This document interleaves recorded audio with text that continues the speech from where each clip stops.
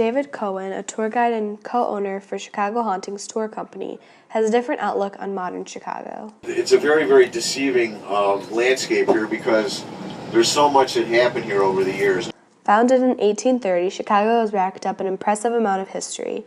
It has been the site of mobsters, tragedies, fires, and the like. This history gives possible reason as to why there are spots with paranormal occurrences in Chicago. Lincoln Park, for example.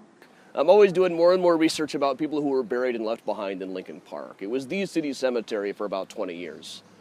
Hard to tell how many people are still there. Estimates go anywhere from just a handful to in the 10,000 range. And it's difficult to tell. They didn't really keep very good records at the time. The couch tomb is still there on the south end of the park. The best evidence available is that the city just didn't want to spend the $3,000 it was going to cost to move something that big. There's a lot of conflicting stories about how many people are still in there, if anybody.